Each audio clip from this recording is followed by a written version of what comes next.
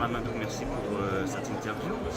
J'avais une première question. Quelle est la particularité de cette triennale 2017 par rapport aux précédentes triennales? Je crois qu'il y a deux particularités principalement. La première, c'est les initiatives post-2015.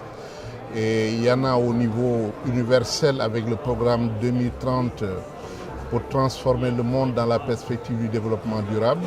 Et il y a l'agenda 2063 de l'Union africaine pour construire une nouvelle Afrique.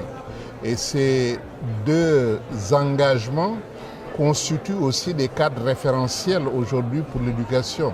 Et donc le champ de l'éducation, ses finalités, son environnement sont affectés par ces engagements.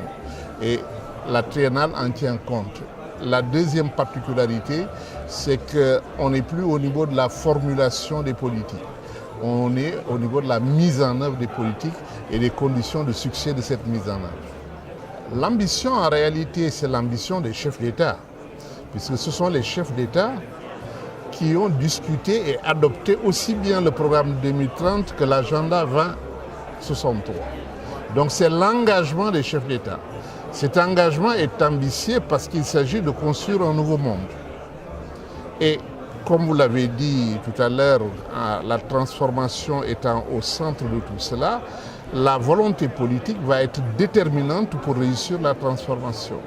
Mais quand on parle de volonté politique, il faut l'opérationnaliser. Et l'opérationnalisation veut dire la prise de décisions politiques allant dans le sens de la transformation. C'est la mise en place du cadre législatif qui est favorable à cette transformation. C'est les arbitrages budgétaires permettant d'avoir les ressources pour cette transformation. C'est la mobilisation de l'administration de manière intersectorielle autour des objectifs de transformation. C'est la mobilisation sociale autour de cette transformation.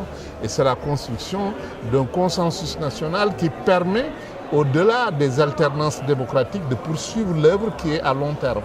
On ne peut gagner cette volonté politique dont je parlais tout à l'heure qu'en faisant un travail de conscientisation, de plaidoyer pour que le leadership au plus haut niveau change ses valeurs et ses attitudes. En quoi cette conférence est-elle une réussite? Par la participation d'abord des décideurs politiques, mais également par la participation de différentes parties prenantes de l'éducation, telles que les parents d'élèves, tels que les enseignants, tels que la société civile, et la diversité même de la participation est déjà, en ce qui concerne l'objectif d'échange et de partage, en tout cas, un facteur de succès.